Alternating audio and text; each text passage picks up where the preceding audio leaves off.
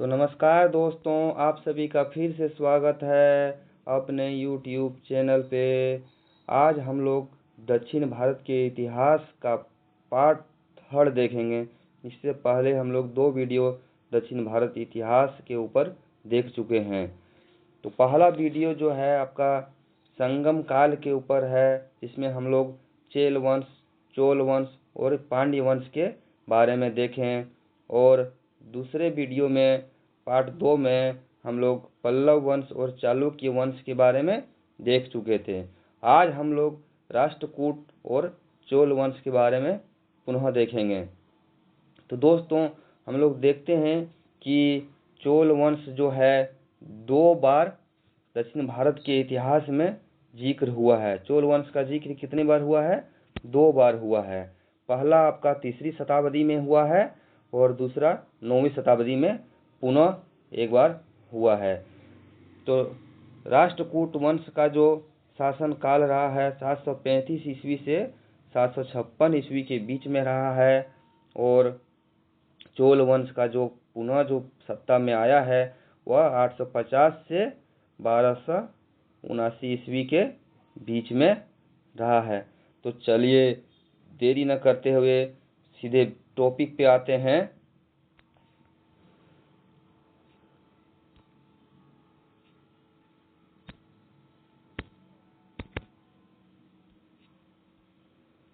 तो राष्ट्रकूट वंश का जो संस्थापक था दोस्तों आपका दंती दुर्ग है और उनकी राजधानी कहाँ है? मानिकखेत है। राष्ट्रकूट वंश में मुख्यतः 5 शासक हुए हैं: कृष्ण प्रथम, ध्रुव प्रथम, गोविंद तृतीय, अमोघ वर्ष और कृष्ण तृतीय। राष्ट्रकूट वंश की स्थापना जो हम लोग देखें कि दंती दुर्ग ने किया है और इनकी राजधानी मानिकखेत थी। इनकी कार्यकाल 735 से 756 ईस्वी तक रहा है। इसने वातापी के चालुक्यों के अंतिम शासक कीर्तिवर्मन द्वितीय को पराजित करके राष्ट्रकूट वंश की स्थापना किया था। राष्ट्रकूट ने अपनी राजधानी मानिकखेत को बनाया है। तो सबसे पहले हम लोग कृष्ण प्रथम के बारे में चर्चा करेंगे। कृष्ण प्रथम दंती दुर्ग के बाद इस वंश का अगला शासक बना। इसने अपने शासन काल में एलोरा के कैलाश मंदिर का निर्माण करवाया, जो एक द्रविड़ शैली का बना हुआ मंदिर है। इस मंदिर की एक विशेष खासियत है दोस्तों कि यह एक ही चट्टान को काट के बनाया गया है। यह काफी ही महत्वपूर्ण मंदिर माना जाता है। तो कैलाश मंदिर का निर्माण अगर पूछा जाए किसने करवाया है तो कृष्ण प्रथम होगा। अगर वंश पूछा जाए तो उसका उत्तर राष्ट्रकूट वंश होगा। जैसे प्रश्न आता है उसी तरह आप लोग उत्तर दीजिएगा। ये बहुत ही महत्वपूर्ण प्रश्न है। कृष्ण प्रथम के बाद ध्रुव प्रथम सत्ता में आता है। ध्रुव प्रथम 780 ईस्वी में अपने भाई गोविंद द्वितीय को राजगद्दी से हटाकर शासक बना। इसने उत्तर पथ की तरफ विजय अभियान चलाया। अभी तक जितने भी शासक हुए वह दक्षिण पे ही राज किया करते थे। इसने उत्तर भारत की ओर अग्रसर होना प्रारंभ किया। गंगा यमुना जो है प्रतीक चिन्ह राज्य चिन्ह के रूप में अपनाया। अगर पूछा जाए क्वेश्चन कि गंगा यमुना के रूप में प्रतीक चिन्ह किसने अपनाया था तो वह ध्रुव प्रथम होगा। और इस प्रतीक चिन्ह को अपनाने के पीछे एक कारण भी था कि जो आपका उस समय आपका प्रतिहार वंश और धर्मपाल वंश, प्रतिहार धर्मपाल, पाल नरेश आपका है धर्मपाल, पाल वंश यानी कि पाल वंश, प्रतिहार वंश और राष्ट्रकूट वंश के बीच त्रिपक्षीय संघर्ष हुआ था। और इस संघर्ष में ध्रुव प्रथम को विजय प्राप्त हुआ था। तो प्रतिहार नरेश वत्सराज को झांसी के निकट हराया और पाल नरेश धर्मपाल को गंगा यमुना दोआब के पास हराया, जिसी के कारण इसने गंगा यमुना को जो है अपना प्रतीक चिन्ह, राज्य चिन्ह के रूप में अपनाया। ध्रुव का धारावर्ष के उपनाम से भी जाना जाता था। ध्रुव को धारावर्ष के उपनाम से भी जाना जाता था। इसने गंगा यमुना को अपने प्रतीक चिन्ह, राज्य चिन्ह के रूप में बनाया। तो चलिए दोस्तों आगे देखते हैं गोविंद तीर्थ के बारे में। गोविंद तीर्थ भी एक महान महाप्रतापी शासक थे। इसने पल्लव, पांड्य, केरल, प्रतिहार और गंग शासक को पराजित किया। इसके बाद इसके पुत्र अमोघवर्ष इस वंश का अगला शासक बना। अमोघवर्ष जो है, अमोघवर्ष गोविंद तीर्थ का पुत्र था। अमोघवर्ष कौन थे? गोविंद तीर्थ का ही पुत्र था। गोविंद तीर्थ का पुत्र अमोघवर्ष हुआ। अमोघवर्ष को राष्ट्रकूट वंश का महान शासक माना जाता है।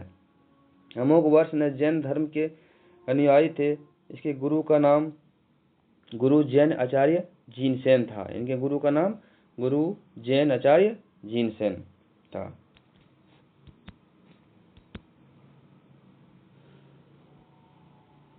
अमोघवर्ष स्वयं एक महान विद्वान थे।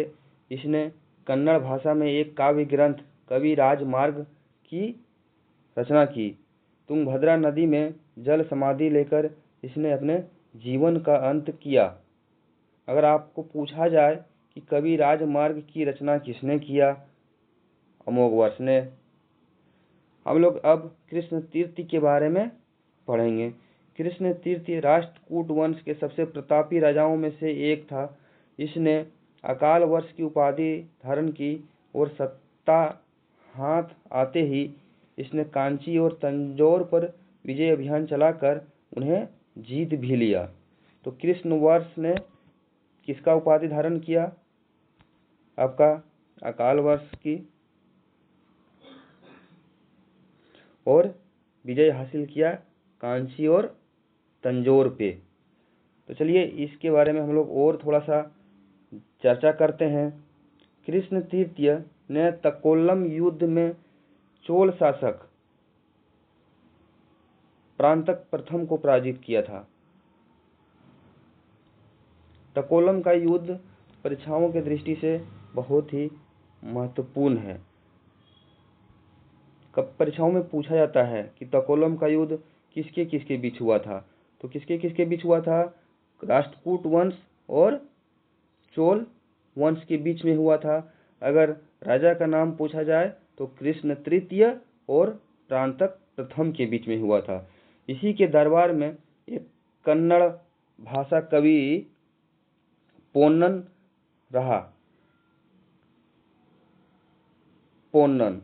रहा करते थे और इन्होंने शांति पुराण की रचना की। अगर प्रश्न पूछा जाए शांति पुराण की रचना किसने किया था, तो पोन्नन ने किया था। कृष्ण तृतीय के शासनकाल में राष्ट्रकूट वंश से संबंधित है कृष्ण तृतीय, और इस वंश का अंतिम शासक कर्क द्वितीय था, जो एक अयोग्य शासक था तथा इसकी हत्या तेलप द्वितीय ने कर दी और कल्याणी के चालुक्य वंश की स्थापना किया था, जिसका जिक्र हम लोग कल्याणी के चालुक्य वंश के बारे में हम लोग दूसरे वीडियो में देख चुके हैं। अगर आप लोगों ने वो वीडियो नहीं देखा है तो कृपया प्लेलिस्ट में जाके देख सकते हैं। चलिए अब हम लोग राष्ट्रकूट वंश में बने कुछ आपका मंदिर और गुफाओं के बारे में चर्चा कर लेते हैं। एलोरा और एलिफेंटा गुफाओं का निर्माण जो है राष्ट्रकूट के समय ही हुआ था। ये काफ़ी महत्वपूर्ण है, इससे परीक्षाओं में हमेशा प्रश्न आते हैं। एलोरा में कुल 34 गुफाएं हैं। कितने गुफाएं हैं? 34 गुफाएं हैं। ये गुफा जो है आपका तीनों धर्म से संबंधित है, हिंदू धर्म, बौद्ध धर्म और जैन धर्म। 1 से 12 तक की गुफाएं बौद्ध धर्म से संबंधित है, 13 से 29 तक हिंदू धर्म से संबंधित है और 30 से 34 तक जैन धर्म से संबंधित है। टोटल गुफाएं पूछा जाए तो 34 गुफाएं हैं। और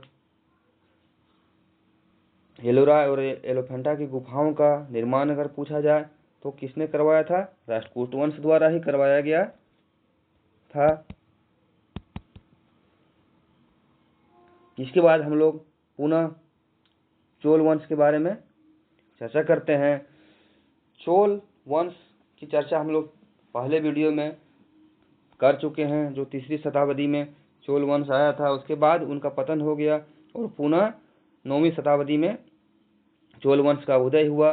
और चोल वंश के बारे में हम लोग विस्तार से थोड़ा सा देख लेते हैं। फिर 3री शताब्दी में चोल वंश का पतन के बाद 9वीं शताब्दी में इसका पुनः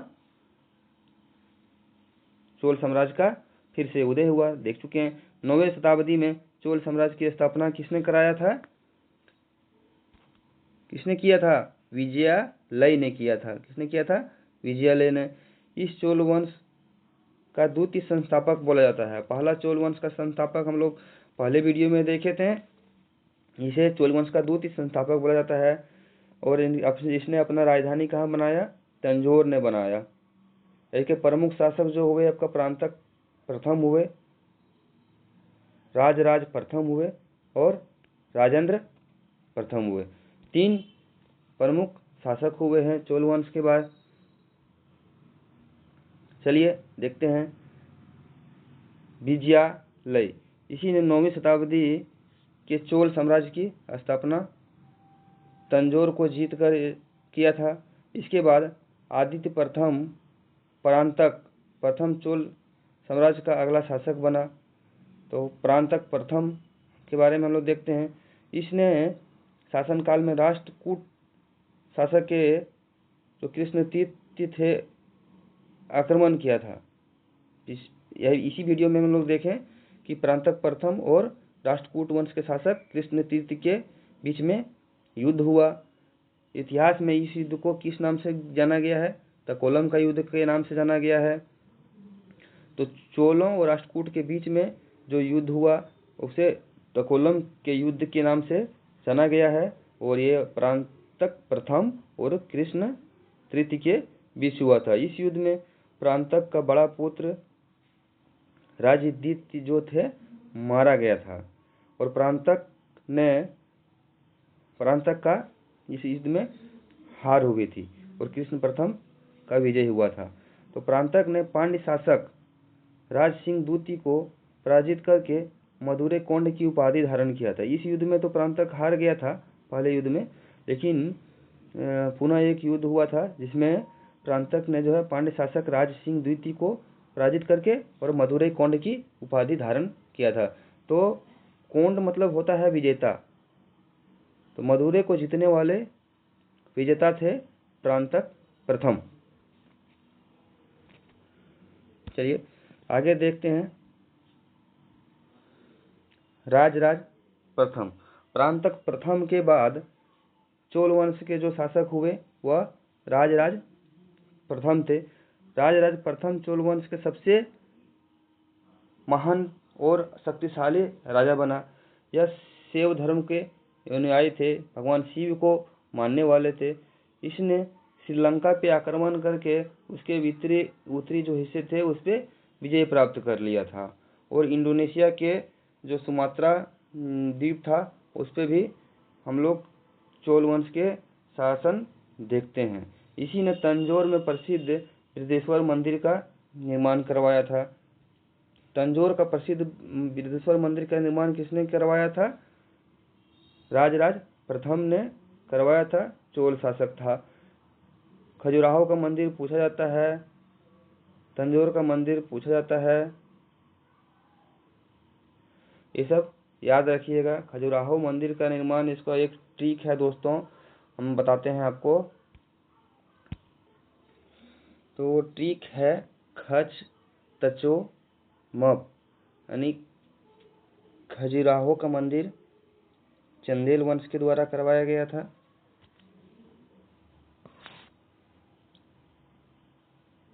खजुराहो खच तचो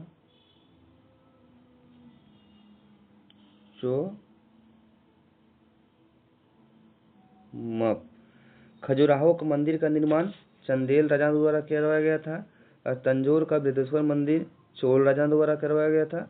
महाबलीपुरम का जो मंदिर है उसका रथ मंदिर उसको पल्लव राजा द्वारा करवाया गया था। एक शब्द याद रखिएगा, खच तचो मप, इससे आपको 3 मंदिर के निर्माणकर्ताओं का नाम याद हो जाएगा। तो खजुराहो का कौन करवाए थे?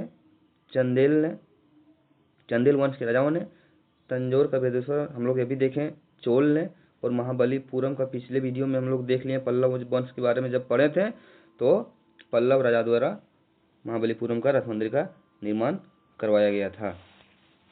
तो इस प्रकार हम लोग तीनों मंदिर का नाम याद रख सकते हैं। बृहदेश्वर मंदिर जो है आपका चोल राजा द्वारा किया गया था, तंजौर में स्थित है। इसके बाद राजेंद्र प्रथम जो है अगला शासक बनता है। तो अगला शासक कौन बनता है मित्रों? राजेंद्र प्रथम।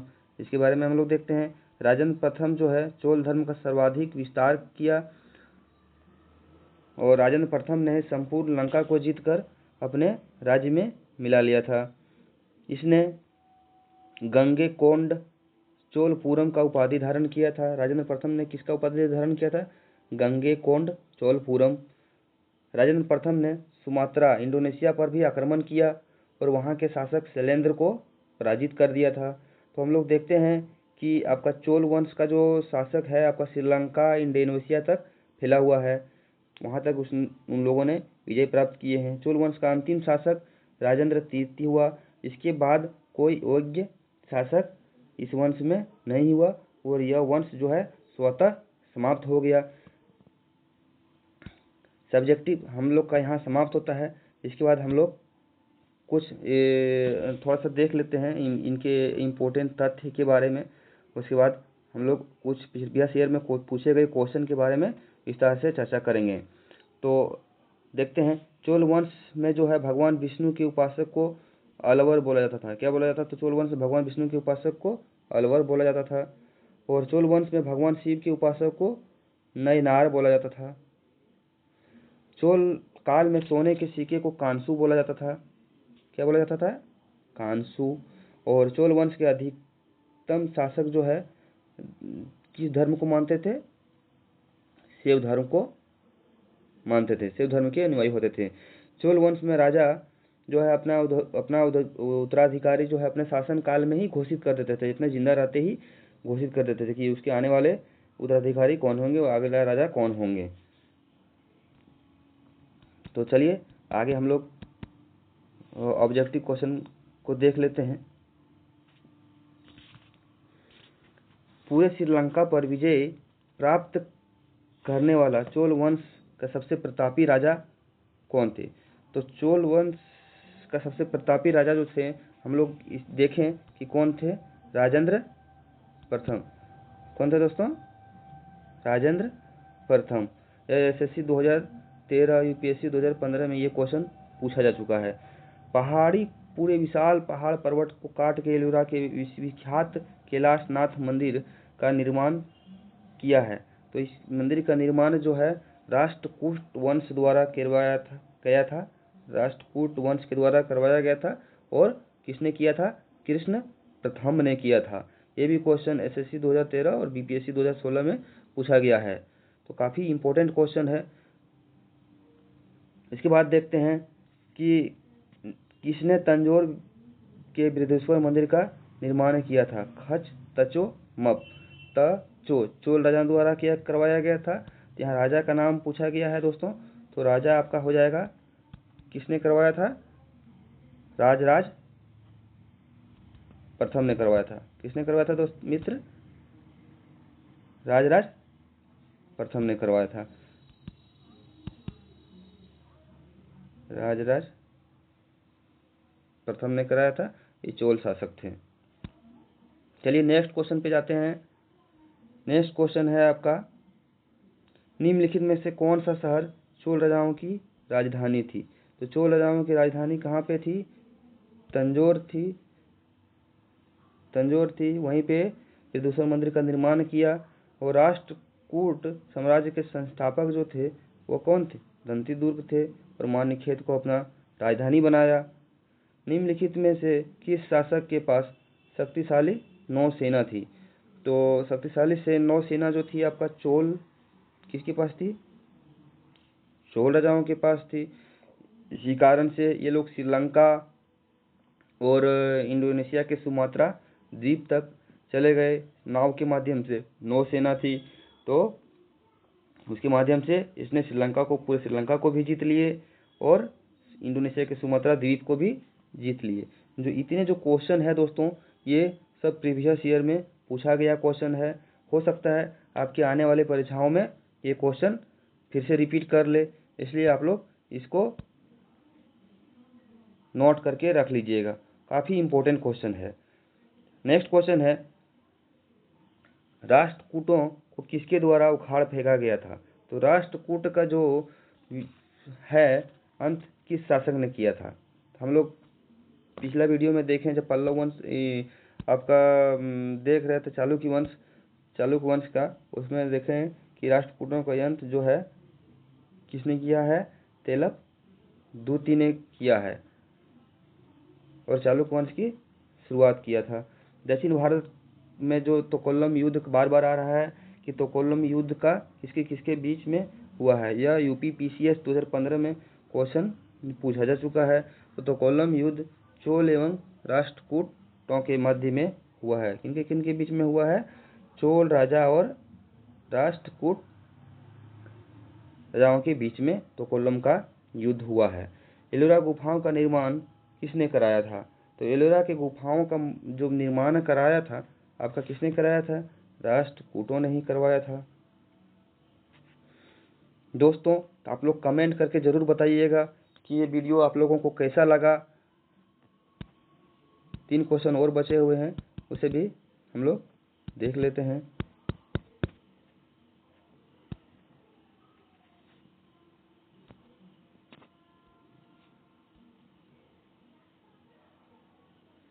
राष्ट्रकूटों को किसके द्वारा उखाड़ फेंका गया था? तो राष्ट्रकूटों को किसके द्वारा उखाड़ फेंका गया था दोस्तों?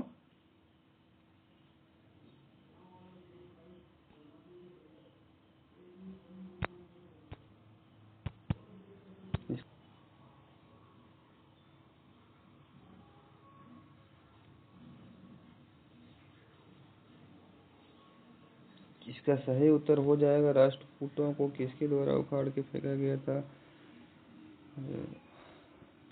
1 मिनट दोस्तों, इसका सही उत्तर हो जाएगा दोस्तों तेलप द्वितीय। क्या हो जाएगा? तेलप द्वितीय। दक्षिण भारत का तोकोलम का युद्ध तो हो गया। एलोरा के गुफाओं का निर्माण जो है आपका किसने करवाया था? एलोरा की गुफाओं का निर्माण अभी हम लोग देखें जस्ट, तो राष्ट्रकूटों ने करवाया था। किसने करवाया था? राष्ट्रकूटों ने करवाया था। नेक्स्ट हम लोग देखते हैं। सॉरी दोस्तों, ख़त्म हो गया आज का सेशन, यहीं पे इतने हैं। तो आप लोग कमेंट करके ज़रूर बताएं कि वीडियो आप लोगों को कैसा लगा। मुझे पता है आप लोग सब्सक्राइब नहीं कीजिएगा, कम से कम एक लाइक ज़रूर कर दीजिए। धन्यवाद, मिलते हैं नेक्स्ट वीडियो में।